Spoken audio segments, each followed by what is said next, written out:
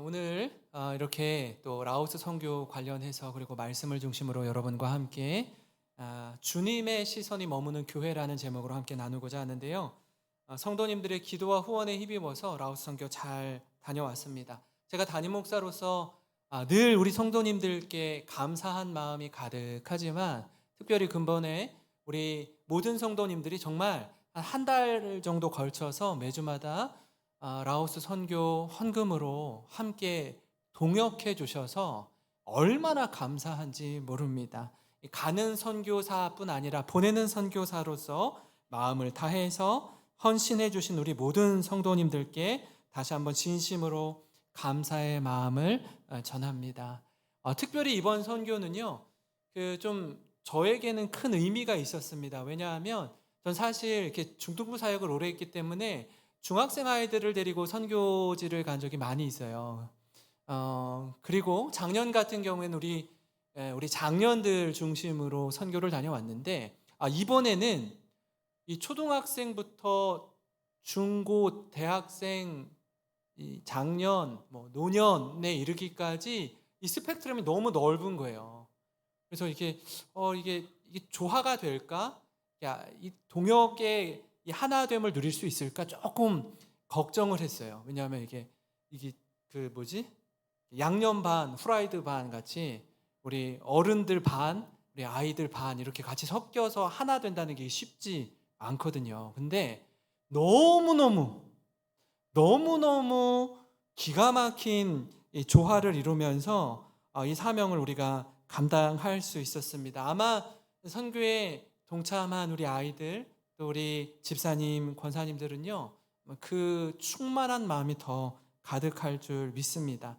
제가 이 선교를 하면서 매년마다 우리 단기 선교를 가게 될 텐데 라오스라는 땅을 넘어서 또 세계 열방으로 또 선교를 나아가는 우리 영생 교회가 되기를 바랍니다. 그래서 늘 그냥 우리 교회라는 영생교회라는 울타리 안에 갇혀서 우리끼리 잘 먹고 잘 살고 그냥 오손도손 행복하게 잘 지내고 이걸로 그치는 것이 아니라 정말 우리의 하나됨이 세계와 열방 가운데 나아가는 이렇게 기폭제가 되기를 간절히 소망합니다.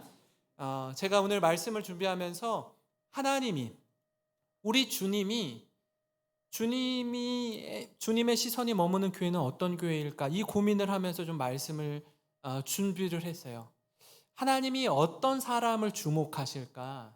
하나님이 어떤 교회를 바라보면서 흐뭇해하실까? 이 마음이 들더라고요. 오늘 말씀은 여러분 다 아시는 것처럼 예수님이 반드시 다시 오실 것이고 재림하실 것이고 심판하실 것이다 라는 내용을 담고 있습니다. 그런 가운데 마지막 날에 양과 염소를 구분하듯이 의인과 악인을 구분해서 심판하시겠다라고 말씀하셔요. 양은 오른편에, 염소는 왼편에. 그런데 어떤 기준을 가지고 심판하느냐? 물론 예수 그리스도를 믿음으로 구원받는 인생인데 예수님을 믿은 자가 이 땅에서 어떤 열매를 맺는가? 여기에 말씀이 맞추어져 있는데 이 내용 가운데 같은 말을 무려 4번이나 반복해서 하시더라고요. 이 4번이나 반복하는 말씀이 도대체 무엇이길래 이렇게 4번이나 반복할까? 보니까 35절, 36절을 보시면 이렇습니다. 내가 줄일 때에 너희가 먹을 것을 주었고 목마를 때에 마시게 하였고 나그네 되었을 때에 영접하였고 헐벗었을 때에 옷을 입혔고 병들었을 때에 돌보았고 옥에 갇혔을 때에 와서 보았느니라. 이 내용이 4번 반복해서 나와요. 이 내용을 다시 정리하면 이렇습니다. 6가지로 볼 수 있는데요. 줄일 때에 먹을 것을 주었대요. 목마를 때에 마시게 하고 나그네 되었을 때에 영접하고 헐벗었을 때에 옷을 입히고 병들었을 때에 돌보고 옥에 갇혔을 때 와서 보았다라는 겁니다. 여러분 이 6가지가 어떤 상황이죠? 누군가의 도움이 필요한 상황이에요. 여러분 주변에 이런 상황에 놓인 분들이 있습니까? 여러분 그들에게 어떤 도움의 손길을 내밀고 있습니까? 이때 주님이 말씀하십니다. 내 아버지께 복 받을 자들이요. 내 아버지께 복 받을 자들이요. 저들은 어떻게 했다고요? 그런 형편 가운데 있는 자들을 기꺼이 도와주었대요. 기꺼이 도와주었을 뿐 아니라 그렇게 하고도 자신의 사랑과 헌신을 자기 의나 자랑으로 삼지 않았다라는 겁니다. 왜냐하면 주님, 우리가 언제 그렇게 했어요? 우리가 언제 그렇게 했는데요? 기억하지 않아요. 마음에 담아두지 않습니다. 그렇게 섬기고 깨끗이 잊어버리는 거예요. 기억하거나 계산하지 않습니다. 여러분, 하나님의 사랑은요, 계산하지 않는 사랑입니다. 하나님의 사랑은 기꺼이 자원하는 마음으로 십자가로 보여주신 사랑이에요. 이 자리에 계신 우리 성도님 한 분 한 분이 주님의 움직이는 교회로 사명을 감당할 때에 하나님의 사랑이 우리를 통해서 흘러넘치게 될 줄 믿습니다. 더불어 우리 각 사람이 움직이는 교회임을 기억하면서, 그러면 하나님이 우리의 어떤 모습을 보시고 우리를 주목하실까? 주님의 시선이 우리에게 어떻게 머물도록 하는 삶을 살 수 있을까? 이 부분을 오늘 말씀과 더불어서 라오스 선교를 통해 받은 은혜를 함께 나누고자 하는데, 첫 번째는 뭐냐면요, 주님의 시선이 머무는 교회는 한 영혼을 사랑하는 교회입니다. 한 영혼을 사랑하는 교회예요. 제가 영생교회에 부임하면서 하나님 앞에 약속한 것이 있습니다. 아마 처음 교회에 와서 제가 여러분과 함께 말씀을 통해서 나누었던 기억이 나는데, 그게 뭐냐면, 하나님, 제가 정말 하나님을 경외하는 목회자가 되게 해주십시오라는 거였어요. 정말 하나님 앞에서 두렵고 떨림으로 사명을 감당하는 목회자가 되게 해주시옵소서. 두 번째는 한 영혼을 정말 주님의 마음으로 사랑하며 섬기게 하여 주시옵소서. 두 가지 기도 제목을 가지고 지금도 동일하게 기도하고 있습니다. 우리 성도님들도 기억날 때마다 부족한 종을 위해서 제가 변질되지 않도록 처음 마음, 초심을 잃지 않고 사명 잘 감당할 수 있도록 함께 기도해 주시기를 정중히 부탁드립니다. 오늘 말씀 이 40절을 보면요, 이렇게 눈에 들어오는 게 있어요. 지극히 작은 자 하나에게 한 것이 곧 누구에게 한 것이라고요? 예수님께 한 거래요. 지극히 작은 자 한 영혼에게 한 것이. 그런데 이 말씀을 우리 개역개정 성경 말고 세번역 성경으로 보니까 이렇게 표현하더라고요. 우리 한번 같이 읽어보겠습니다. 시작. 임금이 그들에게 말하기를 내가 진정으로 너희에게 말한다. 너희가 여기 내 형제 자매 가운데에 지극히 보잘것없는 사람 하나에게 한 것이 곧 내게 한 것이다 할 것이다. 아멘. 지극히 작은 자를요, 조금 더 구체적으로 어떻게 말해요? 보잘것없는 자라고 말합니다. 우리 주님은요, 우리의 시선이 지극히 작은 자, 다시 말해서 지극히 보잘것없는 자를 향하기를 원하세요.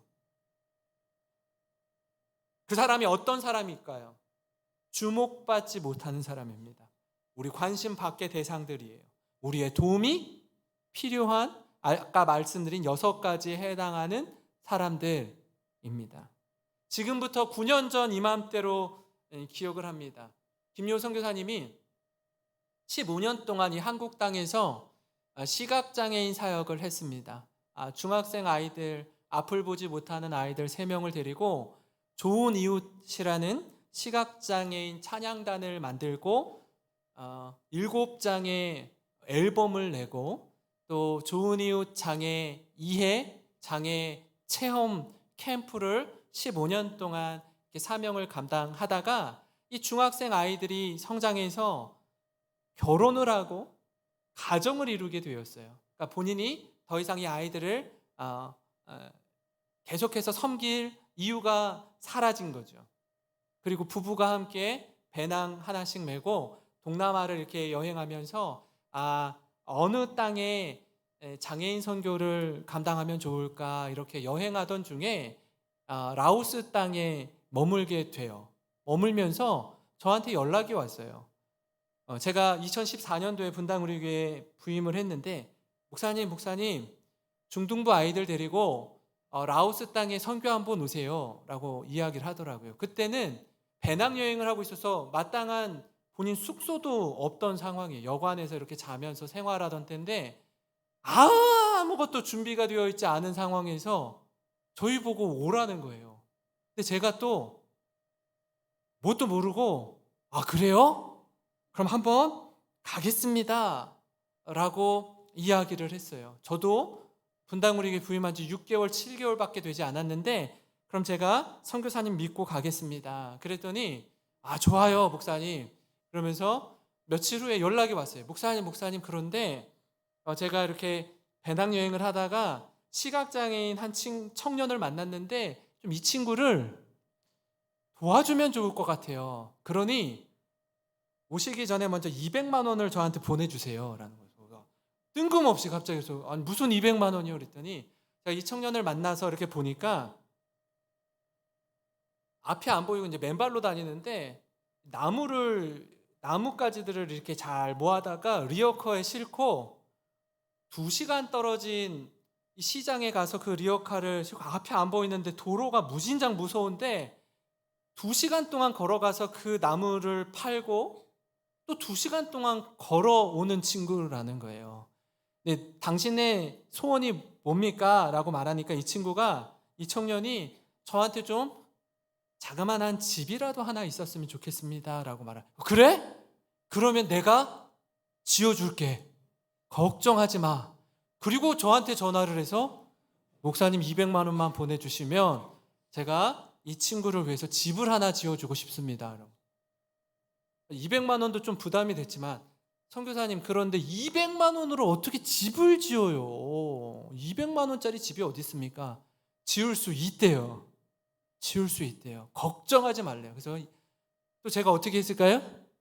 200만 원을 보내줬어요. 보내줬더니 목사님이랑 우리 아이들은 오면은 그 집을 페인트 칠해주면 된대요. 집을 다 지어 놓을 테니. 그래요?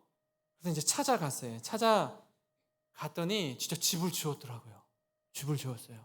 얼마나 집이냐면 지금 우리 교회 이 남자 화장실보다 작은 집이에요. 남자 화장실보다 작은 집. 집으로 걸어가는데 길이 아닌 데를 길을 내고 가더라고요. 산속으로 들어가는데 길이 없는데 숲을 헤치면서 가요. 여기 집이 있을 만한 데가 아닌데 전기도 안 들어오는데 전기가 필요 없어요. 시각장애인이니까. 전기 필요 없어요. 그 집을 짓고 어떻게 해요? 정말 아이들과 함께 페인트 칠을 했어요. 페인트 칠을 하면서 저기에 분당우리교회 서현 중등부 이렇게 칠하면서 집을 지은 거예요. 그 집을 선물해주고 9년 전에 당신에게 집을 선물해준다고. 그리고 케이크를 사다가 축하해줘요. 저희 9년 전 사진이거든요. 저 청년이 너무너무 행복하게 웃는 거예요. 내게도 집이 생겼구나. 내게도 잠잘 곳이 생겼구나 하고 너무너무 기뻐하는 겁니다. 그렇게 한 영혼에게 올인하는 사람이에요. 선교사님 보면서 너무나 놀랐습니다. 그렇게 9년 전에 처음 사역을 시작했는데 지금은 집집마다 오토바이 타고 돌아다니면서 장애인을 찾아내고 찾고 또 찾고 또 찾아서 매달 3만 원씩 한 가정에 3만 원씩 109가정을 매달 섬기고 있어요. 한 영혼에 대해 목숨을 걸었더니 109가정을 매달 3만 원씩 후원하는데 어떻게 해요? 쌀, 생필품을 사다가 매달 109가정에 전달을 해줘요. 그리고 후원하는 분들에게 매달 사진을 찍어서 당신이 후원한 이 금액이 이렇게 사용되어졌습니다 하고 카톡으로 보고를 해요. 그러던 중에 제가 지난주에 라오스에 갔는데 그 꿩을 만났어요. 이 친구가 걸어서 여기에 온 거예요. 근데 혼자 오지 않고 아내랑 아이를 데리고 왔어요. 그래서 찍은 사진이에요. 저 아내는 한번 결혼을 하고 아이를 낳고 이혼을 했는데 우리 꿩을 만나서 다시 이제 재혼을 했고, 꿩은 이제 처음 결혼을 해서 가정을 이루었어요. 그래서 작년에 선교사님이, 집이 우리 교회 화장실보다 작잖아요. 선교사님이 조금 더 증축을 해줬어요. 지금도 맨발로 다녀요. 맨발이 편하대요. 너무너무 기뻐하면서 해맑게 오는데, 제가 그 모습을 보면서 한 영혼의 소중함을 알았어요. 지금도 9년이 지났지만 계속해서 돕고 섬기는 선교사님의 마음을 보면서 얼마나 그 중심이 하나님을 향해 있는지 볼 수 있었습니다. 우리 아이들이 화요일과 수요일에 제가 장애인들을 위한 여름 성경학교를 준비하고 헌신했는데, 4대의 봉고차를 이용해서 장애인 아이들을 일일이 찾아가 데리고 와야 되는 거예요. 2시간이나 걸려요. 근데 선교사님이 운전하는 사람 말고 우리 아이들 가운데 한 차량에 1명씩 탑승해서 장애인들을 데리고 오라는 미션을 주었어요. 근데 제가 보니까 몸이 불편해서 움직이지 못하는, 거동하지 못하는 장애인들은 없거나 안아서 데리고 와야 되거든요. 우리 아이들이, 여학생들은 힘이 없어서 못할 것 같은 거예요. 선교사님, 죄송하지만 우리 여학생들은 우리 남학생들과 같이 좀 차량에 탑승해서 데리고 오면 좋을 것 같습니다. 그랬더니 선교사님이 단칼에 거절하더라고요. 안 된대요. 아니, 왜요? 저 못할 것 같은데요. 너무 위험한데요. 안 된대요. 왜 안 돼요?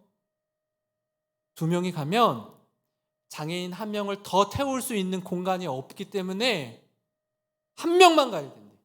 그 친구가 다 해야 된대요. 못할 것 같은데 그래도 안 된대요. 선교사님이 이겼어요.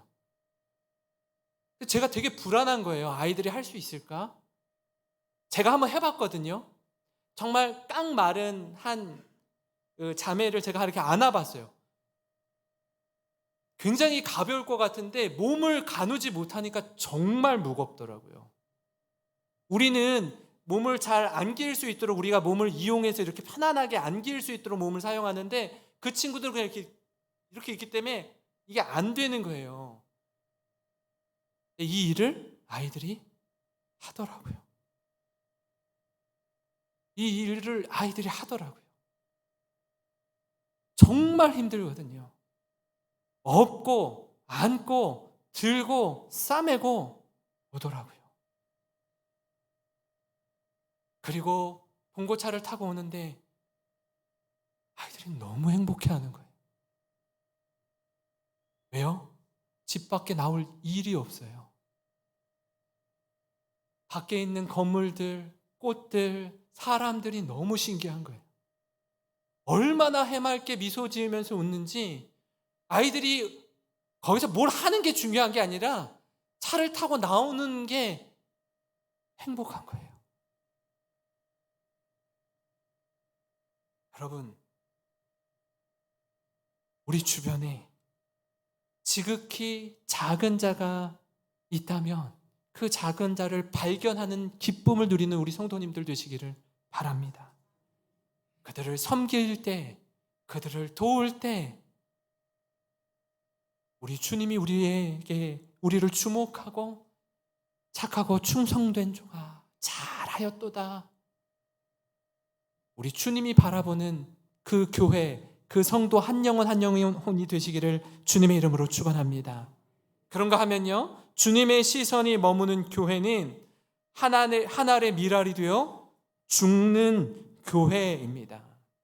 요한복음 12장 24절에 내가 진실로 진실로 너희에게 이르노니 한 알의 밀이 땅에 떨어져 죽지 아니하면 한 알 그대로 있고 죽으면 많은 열매를 맺느니라, 이렇게 말씀해요. 예수님은 제자들에게 죽어야 열매를 맺는 원리를 가르쳐 줍니다. 다시 말해서 한 알에 미리 죽지 않고 살아 있으면 한 알 그대로 있대요. 죽으면 열매를 맺어요. 살아 있으면 아무 일도 일어나지 않습니다. 여러분, 이 모습의 극치가 어디에서 나타났습니까? 예수 그리스도의 십자가를 통해서 나타났어요. 죽어야 사는 원리. 유진 피터슨의 일상의 언어로 쓰여진 이 메시지 성경을 보면요, 고린도서 5장 14절을 이렇게 표현하는데 우리 같이 읽겠습니다. 시작. 우리 사역의 변치 않는 결심이자 중심은 한 사람 곧 예수 그리스도께서 우리 모두를 위해 죽으셨다는 것입니다. 아멘. 우리 사역의 변치 않는 결심이자 중심이 뭐라고요? 예수님이 우리 모두를 위해 십자가에 죽으셨다라는 거예요. 우리도 이 정신을 본받는 것입니다. 이 원리를 놓치면 복음의 본질을 놓치는 겁니다. 지난번에 여러분과 함께 나눴을 거예요. 아사 교회생, 아생 교회사. 내가 죽어야 교회가 살고, 내가 살면 교회는 죽는다. 우리가 죽어야 교회가 살 줄 믿습니다.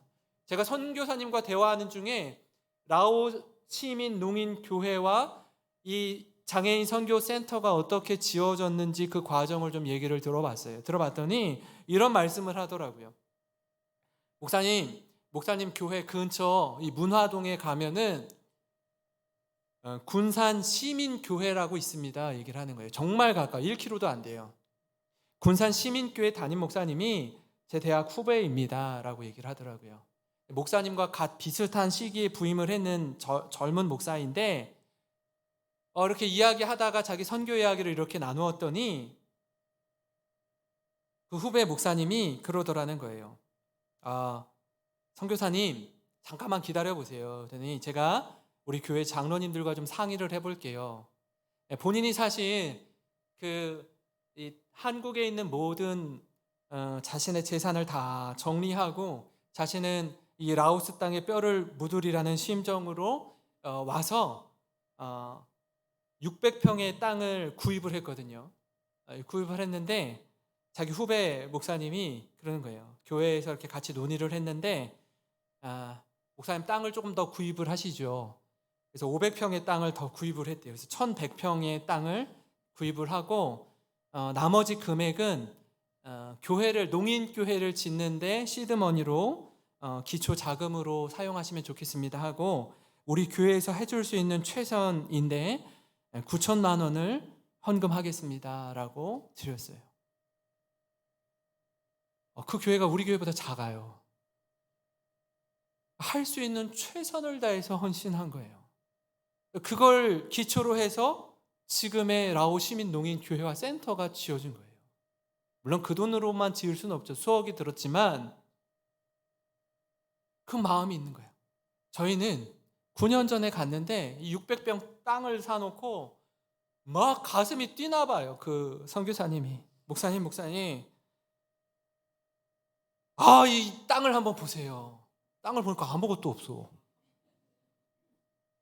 이 땅에 이거 우리 땅인데 우리 땅의 이 지경을 좀 망고나무랑 야자나무로 좀 사다가 심어서 이 땅의 구역을 좀 자리 잡아주면 좋겠습니다 라고 하네. 제 중등부 아이들 데려왔을 때. 그래요? 그럼 어떻게 해요? 또 해야죠. 그래서 시장에 가서 망고나무 묘목과 이 야자나무 묘목을 사다가 정말 요만한 묘목을 사다가 아이들이랑 심었어요. 9년 전에 사진이에요. 아무것도 없어. 저 메마른 땅에 이 8월 달에 갔거든요. 너무 더운데 저거 심어달라는 거예요. 그래가지고 땅 파가지고 어떻게 해요? 나무 하나를 심고 물을 왕창 주고 시키지도 않았는데 중등부 애들이 다 땅을 잡더니 주님 기적이 일어나게 해주십시오. 주님 이 땅에서 기적이 일어나게. 애들이 막 기도를 하면서 한 그루 한 그루를 심는 거예요. 땀 뻘뻘 흘리면서 뭐 그늘이 없잖아요. 그리고 제가 작년에 갔는데 기적이 일어났어요. 여러분 오른쪽에 있는 게 라오시민 교회고요. 왼쪽에 있는 게 장애인 센터입니다. 저 1100평 땅에 엄청난 우리 교회보다 더 큰 교회와 센터를 지었어요. 놀라운 일 아닙니까? 놀라운 일 아니에요. 한 영혼을 향한 마음으로 한 가정 한 가정을 찾아갔더니 하나님이 기적을 이루어 주시더라고요. 사랑은 참으로 버리는 거. 우리 제가 어렸을 때 불렀던 찬양이거든요. 아세요? 한번 불러볼까요? 사랑은 참으로 버리는 거. 한번 불러보겠습니다.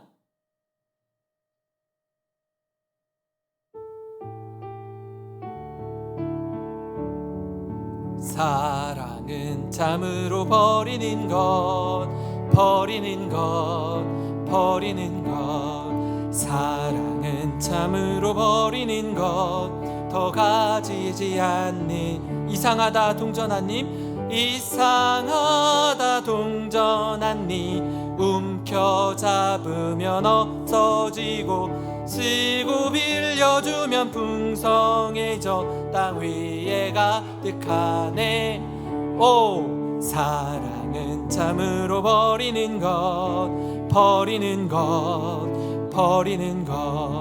사랑은 참으로 버리는 것. 더 가지지 않는 것. 아멘. 사랑하는 성도 여러분, 사랑은 버리는 것인 줄 믿습니다.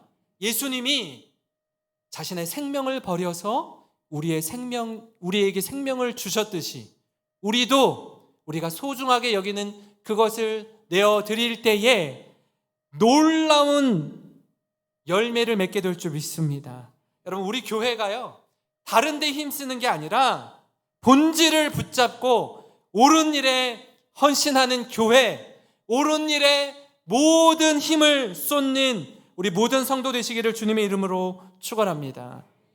마지막으로 주님의 시선이 머무는 교회는 내 이웃을 내 몸처럼 사랑하는 교회입니다. 마태복음 22장 37절부터 40절을 보시면 예수께서 이르시되 내 마음을 다하고 목숨을 다하고 뜻을 다하여 주 너의 하나님을 사랑하라 하셨으니 이것이 크고 첫째 되는 계명이요 둘째도 그와 같으니 내 이웃을 내 자신같이 사랑하라 하셨으니 이 두 계명이 온 율법과 선지자의 강령이니라.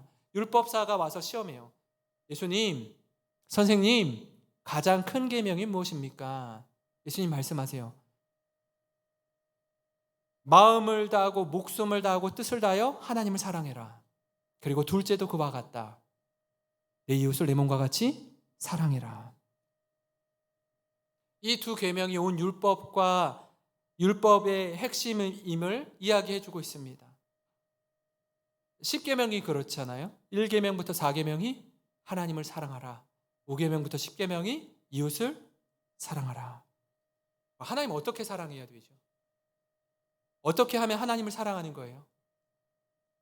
잘 다가오지가 않아요. 굉장히 추상적으로 느껴질 때가 있습니다. 어떻게 하는 게 하나님을 사랑하는 건지 잘 모르겠습니다. 알 수 있는 방법이 있습니다. 그게 뭐냐면 나는 내 이웃을 사랑하는가? 나는 내 이웃을 사랑하는가 질문하면 됩니다. 만약에 그렇지 않다면 눈에 보이는 이웃을 사랑하지 않고 눈에 보이는 가족을 사랑하지 않는데 어떻게 보이지 않는 하나님을 사랑할 수 있느냐라고 하나님 우리에게 물으세요. 하나님을 사랑한다고 말은 하고 노래는 하고 기도는 하면서도 이웃과의 관계가 깨어져 있고 가족과의 관계가 깨어져 있으면 하나님 사랑하는 거 아니래요. 거짓말하는 사람이래요. 요한일서 4장 20절인데 우리 같이 한번 읽어보겠습니다. 시작. 이는 거짓말하는 자니 보는 바 그 형제를 사랑하지 아니하는 자는 보지 못하는 바 하나님을 사랑할 수 없느니라. 사도 요한은요, 조금의 망설임도 없습니다. 우리에게 분명히 도전합니다. 정말 하나님을 사랑한다면 이웃을 사랑하라고, 이웃과 화목하게 지내라고 합니다.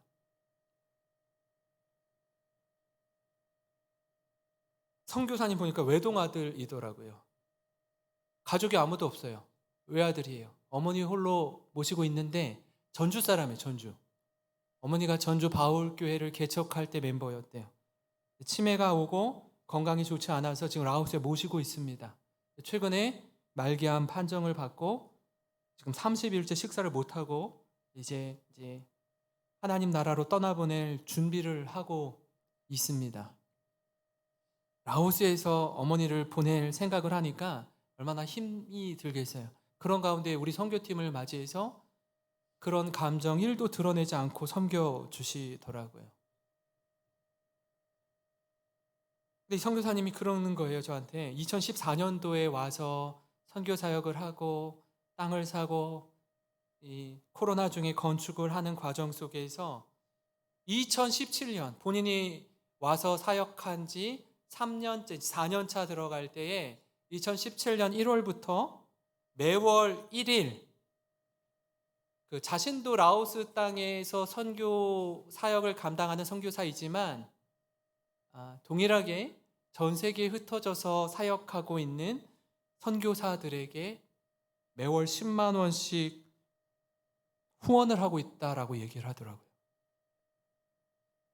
아프리카, 우간다, 우즈베키스탄, 태국, 인도, 그리고 전라북도 무주의 개척교회를 포함한 5곳에 10만 원씩 매월 1일 날 후원금을 보낸대요. 선교사가 다른 선교사한테. 그러니까 이 선교 후원금을 받는 다른 나라의 선교사들이 이 선교사님에게 연락이 온대요. 선교사님도 선교사고 저희도 선교사인데 너무 부담돼요. 보내지 마세요. 선교사님도 힘들 텐데 왜 이거 우리한테 보내세요? 이 선교사님이 그러는 거예요. 김 선교사님, 이 선교사님, 선교사로서 부끄럽지 않게 사역 똑바로 하라고 부담 가지라고 보내는 거예요. 밥값 하라고 보내는 거예요. 선교사라고 와서 딴짓하고 엄한 짓하고 배두드리면서 편하게 먹고 살려고 선교사로 왔다면 선교사역 똑바로 감당하라고 부담 드리려고 보내는 거예요. 우리 밥값 합시다. 하나님과 사람 앞에서 부끄럽지 않게 사명 감당합시다. 라는 마음으로 보낸다라는 거예요. 제가 그 말을 들으면서 하나님과 사람 앞에서 얼마나 두렵고 떨림으로 이 사명을 감당하고자 애쓰는지 크게 느껴지더라고요. 본인이 얼마나 힘들겠어요. 내가 힘들면 다른 선교사도 힘들다라는 걸 아는 거예요. 내 이웃을 내 몸과 같이 사랑하라는 것을 내가 힘들면 나도 힘든데 저 선교사는 얼마나 힘들까?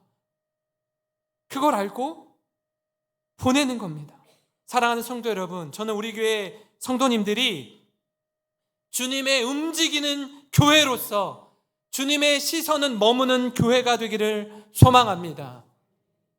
한 영혼을 사랑하는 교회, 한 알의 밀알이 되어서 죽는 교회, 내 이웃을 내 몸처럼 사랑하는 교회가 되기를 주님의 이름으로 축원합니다. 사실 말은 쉽지만 그 어떤 것도 그냥 되는 것은 없습니다. 사랑과 헌신과 희생이 요구됩니다. 죽어야 사는 원리를 붙잡고 그렇게 헌신할 때 하나님이 그 땅 가운데 기적을 보여주셨듯이 우리의 삶과 생업 가운데 우리의 가정에 놀라운 기적을 경험하게 될 줄 믿습니다. 이 마음을 가지고 우리 같이 찬양하고 하나님 앞에 기도하겠습니다.